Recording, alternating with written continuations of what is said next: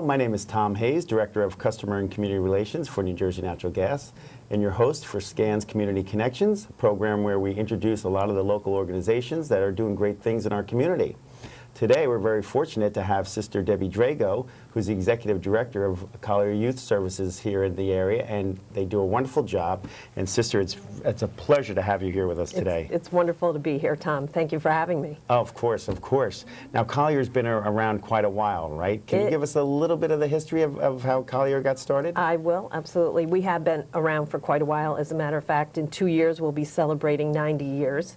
Amazing. So we came to Monmouth County in 1927 at the invitation of Mrs. Sarah Van Allen Collier, who owned a beautiful piece of property in Monmouth County and wanted to donate the property to be used for children. So that was in 1927. Wow. And we brought a whole bunch of girls down from Newark. We were living in Newark at the time, and you know, began our program. At the time, it was a residential program for adolescent girls primarily. Right. And anyway, so that's how we began. Right, we're that's still great. On the property. It's a beautiful campus, 260 acres. So it is beautiful. I have been there, as you know, and yes. it's a phenomenal piece of property. And I always think it's so interesting when you drive in that windy road that's sort of on a little bit, not a cliff, but you know, yes, you it have is to a little pay bit of a attention. cliff. It's very interesting. It's beautiful, beautiful property. Yeah. And you take very good care of it. Well, and of course the children that are there. Mm-hmm, absolutely, and that's the only reason we're there is because of the children. Right. Yeah. So tell me a little bit about the programs that you offer at Collier. Sure. So we continue to offer residential programs that are on a much smaller scale, but we have a residence for adolescent girls, 10, and that is located in Red Bank, New Jersey. And then we also have a transition home for kids that are aging out of foster care or are at risk of being homeless. And we can serve 5 young women at a time, and that's located in Keyport. And so we're really happy to be able to provide those services. But our largest program is our alternative high school, and we also have a middle school that's new, about 4 years old now. But the schools are for young students who are not able to get their needs met in the regular public school because of various challenges they may be experiencing, primarily behavioral health and, you know, I guess some mental health challenges as well. Right. Yeah. Now, it's interesting when you mentioned the aging out of foster care. Yes. What age is that? Is that 18? That's 18, Yeah, and 'cause I don't know how anybody can be on their own at Right. 18 with absolutely no resources or no safety net. So. Right. Now, the reason I say that is when I first heard that, I was dumbfounded by that. That I have 3 children of my own, all are past the age of 18 now, but I know each of them would have had a horrible time trying to survive at age 18 on their own. And I know some people can do that, but for the general child that's coming through and through foster care and all the issues they're dealing with, to be just kind of let go at 18 to fend for themselves is pretty, you know, it's challenging to say the least. Absolutely. I mean, like, for instance, if your children, let's say,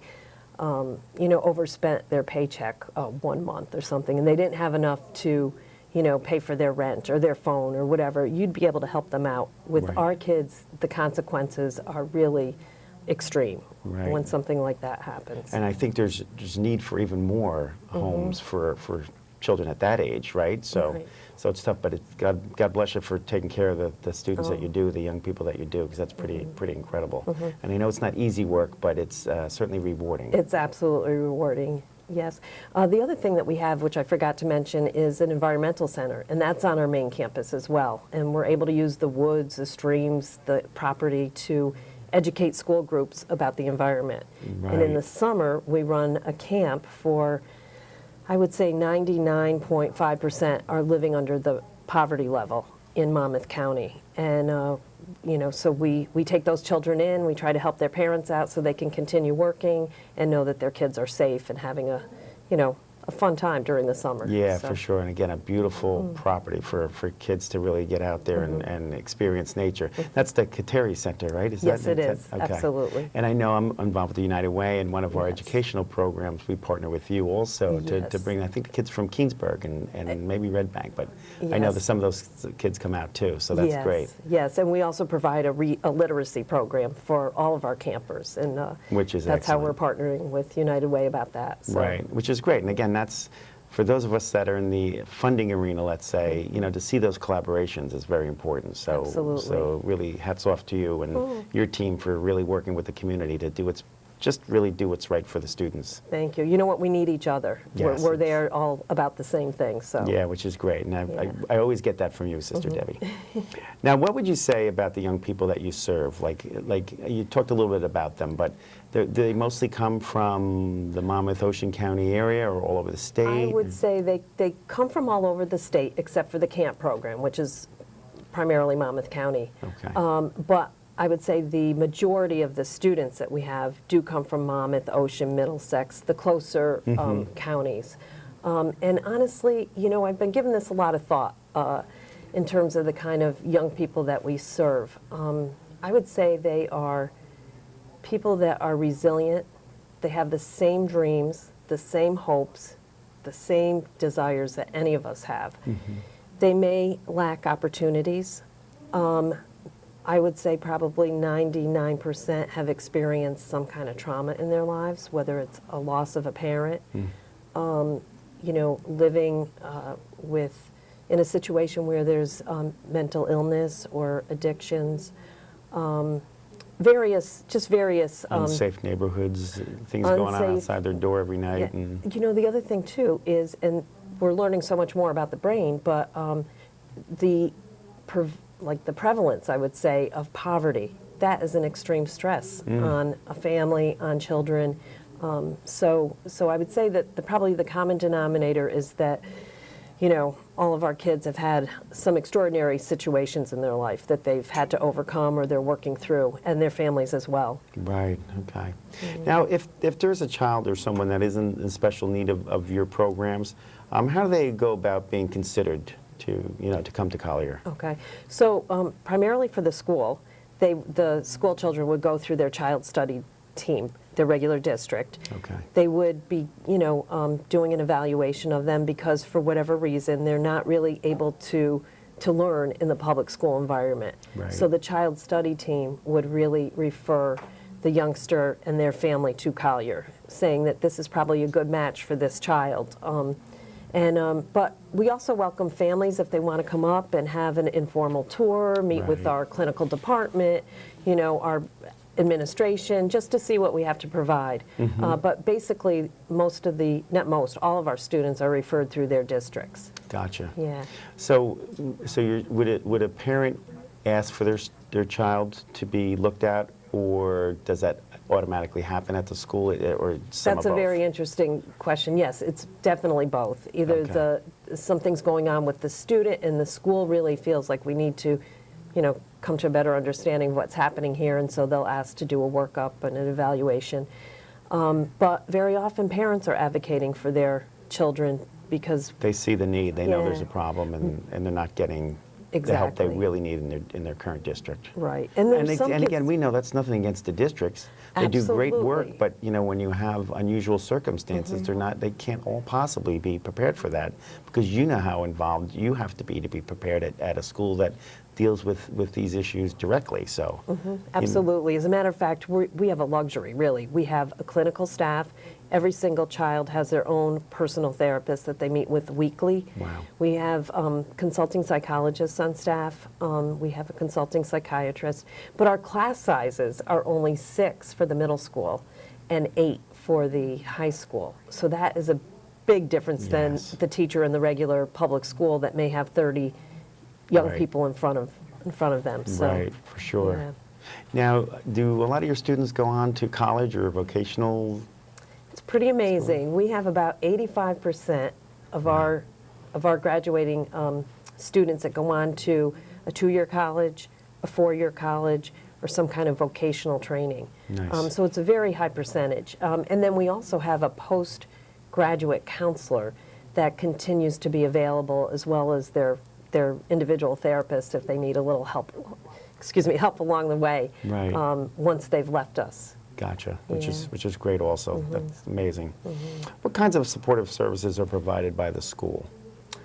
Well, and that's a great question too. We have, again, something that the public schools aren't able to provide in the regular classroom, but we have occupational therapy. We provide speech therapy. We have music therapy now and art therapy, as well as, this is kind of seasonal, but equine therapy that we partner with the Monmouth County Park System to provide for our young people in the middle school. That's great. There's those partnerships again. Absolutely. Love to hear it, taking advantage of the wonderful, parks that we have in this area. So Yeah. that's great that you do that. And the great staff in the parks. They've been really wonderful with us I'll and working bet. with our children. They do great work, right? Yeah. That's good. Do you have any like fundraising events and things that you need to do to really supplement the monies that you get from, say, the school districts and wherever else you get your funding from? Yes. Well, for this, in terms of the school is does pretty well with the tuition that we get. But our residential programs, we need to fundraise probably about $80,000 to $90,000 a year to supplement what we get from government funding. And then our camp program for the kids during the summer, we have to raise close to $200,000 to provide that program for the kids. Wow. We don't really get a lot of supplemental income for the kids in the summer. Gotcha. Yeah, that's a big number to cover. It's a big number, and a lot of it goes towards, believe it or not, we have this beautiful property, but it's not easy to get to. Right. So we have to provide transportation to get the Right, children okay. up to the camp and then bring them home. Wow. And that's a big expense. Yeah, it is. Yeah. It seems like it's always an issue with so many nonprofits that have camps and things like that, that the Right. transportation becomes a really huge part of the budget. And it can become an obstacle if you don't, if Yeah. you don't provide it. So, So I'm sure you would, if somebody wanted to give to your organization, or if somebody wanted to find out about your services, right? Can you give us some contact information? sure, absolutely. So our contact information, it's Collier Youth Services, and our the phone number you would call would be 732-946-4771, extension 210. Okay. Would you want a web address too? Yes, or- website would be good to know. Yeah, and our web address is collieryouthservices.org. Great. That's really great. I mean, again, I've been on the property. I've been to some events there. My kids actually went through the Kateri program, and I can tell you, it's a fantastic facility. The staff is so engaged and so true to their work, and very helpful and very engaging and very friendly. It really means a lot, I think, when students come and really feel like they're embraced, and that's certainly what you guys do best. Oh, thank you. Yeah. Really Our amazing. motto is that one person is of more value than a world, and so that's what we really try to do with each young child we have, and also with their families. That's great. So, yeah. Well, I do want to thank you for your time. It's really been wonderful getting to know more about Collier, and I'm sure our viewers really enjoyed learning this information. So we appreciate that, and we look forward to your work in the future and hearing Thank more you. about all the good things that you do. Thank you. And again, thank you for spending time with us. Thank you so much. You're welcome. Appreciate it. Thanks for having me. Our pleasure. And now we'll be taking a short break. We have an important commercial for our viewers to watch, and we appreciate your being with us and look forward to you coming back after the break. Thank you. Now's a great time to make your home more energy efficient, and the New Jersey Natural Gas Save Green project is here to help. Take advantage of rebates and incentives up to $15,000, designed to make your whole house more comfortable, improve performance, and save you money. Upgrade your older, inefficient heating equipment, central air conditioning system, and water heater with money-saving, high-efficiency equipment. But don't stop there. Your new equipment will have to work harder, wasting energy dollars if your home is not properly weatherized by reducing air and duct leaks and installing proper insulation. Call the Save Green Project at 877 455-NJNG or visit SaveGreenProject.com, and we'll help you get on the road to maximum energy efficiency and savings and explain how you may qualify for up to $15,000 in rebates and incentives. Call Save Green at 877-455-NJNG. Welcome back. Again, I'm Tom Hayes with SCAN's Community Connection Program, where we really learn about all the wonderful nonprofit organizations out there in the community doing the great work that they do. Now with us, we're very fortunate to have Sister Carol Henry, who's the Executive Director of the Mercy Center, with us today. So, Sister Carol, it's very nice to see you here today. Thank you. Thank you for having me. Absolutely, pleasure. You guys do great work, and it's really good that our viewers get to hear about all the good works that you do. Thank you. Yes. It's good. So, tell me a little bit about the Mercy Center.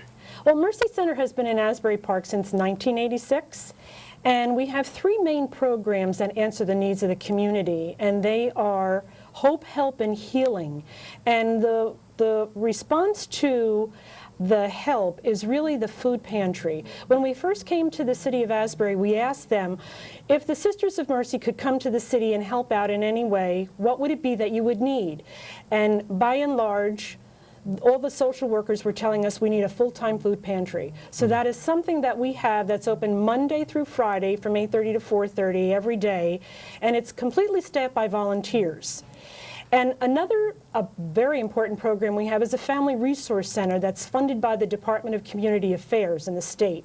Great. And that offers all kinds of programming free of charge to the residents of Asbury Park, the greater Asbury Park area, whether it be young people who are in need working on probation issues or parenting classes or a myriad of programs that are in Spanish and English as well, which is a great need. Excellent. And our third main program is our Sisters Academy. Yes, so tell me a little bit about Sisters Academy. The Sisters Academy opened in 1997, and that's a middle school for girls grades 5 through 8 in Asbury Park over on Springwood Avenue. And we decided to open that up after serving the community, realizing that girls really needed a chance. They needed a proper education. We needed to do something to help with the teen pregnancy and the dropouts, etc. So we decided we'll open a school for girls.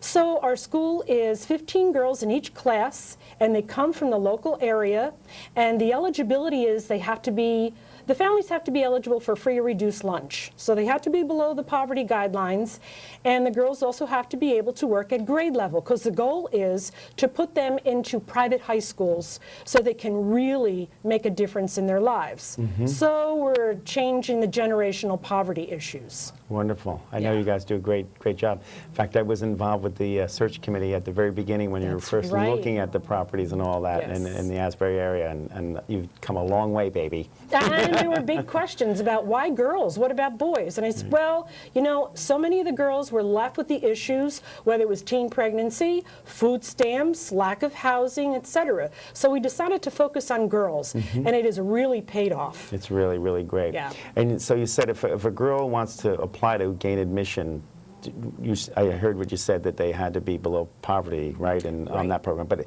are there any other requirements? You said they have to be able to read at grade level. Is that no? They have to be able to work at grade level. Work at grade level. Okay. So many of them may test below grade level, but you sort of know if they're 2 grade levels below coming into our school, they've got the ability to work at grade level. So that's exactly what happens. By the time they're in 7th and 8th grade, they're fabulous, and they're probably the best prepared going in freshman year to Red Bank Catholic and St. Rose and now Trinity Hall. Wow, that's great. Yeah. That's really exceptional.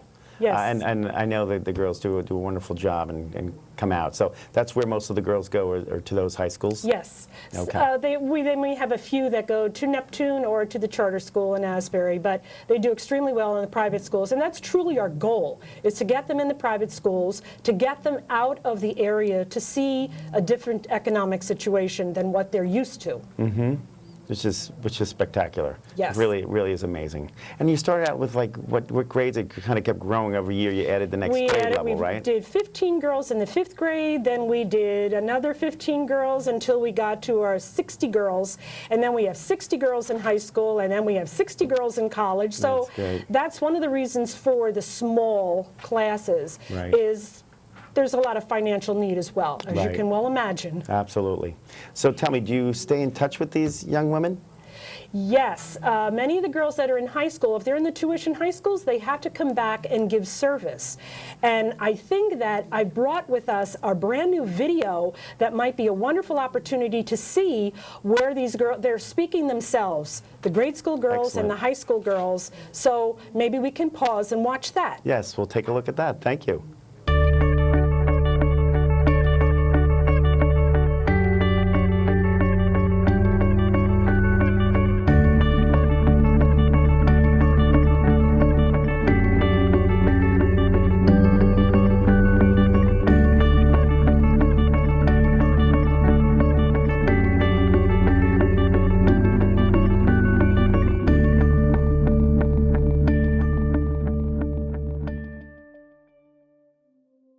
Hi, my name is Melissa Ms. Gonzalez, and I attended Sisters Academy 4 years ago. My name is Nadine Alexis, and I graduated from Sisters Academy in 2004. My name is Mariana Williams, and I'm 18 years old. I am Whitney Bartholomew. I am 16 and I attend Mercersburg Academy. Hi, my name is Angelique Rios, and I graduated from Sisters Academy in 2001. What was different about Sisters Academy was that I had a lot of help from the teachers and a lot of patience that I did not have in public school. They actually took their time to explain things to me, and even if I didn't understand it the first time, they did it again and again until I understood it. So to have teachers here that actually cared for you was a really big thing for me. Well, the thing with public school is I didn't really, there was this feeling of blending in that I didn't really like. So coming to Sisters Academy, it was there were very small classrooms, which was really nice. So the teachers they understood that each student had a personality, and they nurtured that. Whereas in a public school, it was just the good of the common welfare. Honestly, going to Sisters Academy actually opened up my world, even them letting us know that we had options going into high school. It actually played the biggest role in my life. They were very caring, and whatever I needed, they were there to help me with. Probably say fencing, honestly. When they brought us fencing, I thought it was so bizarre and weird that kids would literally stab each other with these swords. But it was really extremely exciting, exhilarating, and like the rush you got like while playing. I never thought that I would play a sport like that and actually enjoy it, you know, because growing up all we knew was basketball, football, you know, and to do something like that was just out of this world. Girls do actually come back from Sisters Academy once we moved on to high school because it's kind of like you become a family. The girls become your sisters. You're here 4 years stuck together. It's from 8 o'clock to 4 o'clock in the afternoon, and it's like you enjoy each other's company. And they do come back, in fact, to work every day to help other students, other girls, and tell them about their experience in high school, about how, you know, you can actually go far in life if you look for the right help and you work hard for yourself. I love coming back here to volunteer and help, either if it's just helping clean up or helping teachers get organized or just helping a child understand what's going on in their math class or in their English class. If it wasn't for Sisters Academy, I don't believe I would probably most likely be in the medical field, because it was through Sisters Academy that I was able to go to Academy of Allied Health and Science. And I don't think without Sisters Academy I would have known about the Academy of Allied Health and Science. And then because I went there, I was able to know that, okay, I want to be in the medical field. It's also watching everything that's going on in the world right now and feeling helpless. And I don't like that feeling like everything's going wrong and you can't do anything about it. And I really love history and English. They're my favorite subjects and languages. I'm taking French. So I thought that this would be my way of not being helpless anymore. I would say that you're able to do whatever you put your mind to. That if you want to succeed and do well in life, just do the work. You'll be able to do anything that you want. I would say to a young girl considering going to Sisters Academy that you should do it, because it is okay to want something, to want more than what you have now. It's okay, and you should. And the thing is, with the kind of community that we're from, it's really easy to get into this whole mindset of, well, this is where I'm from, this is what I have, this is what I have to make do with. And that's not necessarily true. I am planning on attending college and hopefully go into foreign services, so diplomacy, that kind of thing. If I had a message for any other young woman about education, it would be that it's up to you. Our choices are for you and for your own benefit of the future. You want to go far in life, you have to work hard. I mean, honestly, everything, the structure, I mean, the care, the love that you get here is not like any other place where you can get.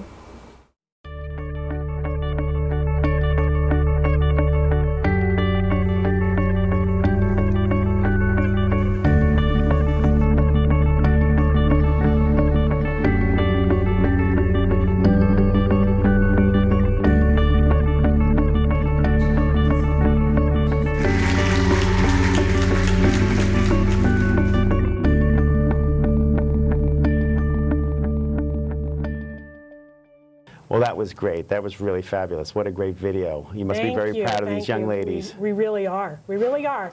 They have gone on. It makes you so proud to see that they've gone on to Georgetown, Quinnipiac, Montclair State, and they still come back and they talk to the girls, and many of them are still best friends from Sisters great. Academy. Yep, that's great.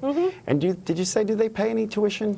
They do. Because they're on below the poverty guidelines, they will pay $900. But you have to remember that this is a year-round school, and they come at 7:30 in the morning and they're there till 4:30 every day. Wow. We have a break in August, but it costs $14,000 for each girl to be there. So we fundraise everything else, which is about a budget of almost $800,000. Wow. So we have been very blessed with a brand new building, a lot of wonderful fundraising. But it takes a lot. It takes a village. Yes, yes, right. Which is, it's all very amazing. And that's such a bargain, obviously, but it's also a way to make sure that they are engaged and they're serious about this. And the family should be able to put something towards this very, very critical education that they're getting. Yeah, it's really, really amazing. Now, where do you get most of your funding from? A lot of foundations, individuals will sponsor some of the girls. People have been just wonderful to this project. Our school is now debt-free. We built a $4 million school in Asbury Park. Oh, paid off. People paid it all off, and so we really have people that work with us and believe in this project. That's great. We couldn't do it all by ourselves. Now, if people wanted to get in contact with you to either make a donation or maybe to volunteer, whatever it might be, can you share with us the contact information? Yes, Sisters Academy, while it's on Springwood Avenue, but it really belongs to Mercy Center. So Mercy Center is at 1106 Main Street in Asbury Park. And the phone number is 732-774-9397. And we also have a website, which is mercycenternj.org. And the Sisters Academy can be found on there. That's great. Well, you know, I've known you for years, and you always do a fantastic job with the organization and the Sisters Academy and your annual luncheon that we're always at. And we're happy to be a small part of the community, helping you out wherever we can, too, as the gas company and all that. I know that. And it's really great, I think, for our scan viewers to really get to know more about your organization and see the wonderful things that you're doing in Asbury Park with these young ladies, proving that if given the right, you know, background and the foundation, they're like any kid in any part of this country. They can really do well, and they can prosper and really be a great part of the community. Absolutely. So I want to thank you for your time. I appreciate your being here with us. You really have shared with us some great information, and good luck in the future. Thank you. Thank you so much for this opportunity. Thank you.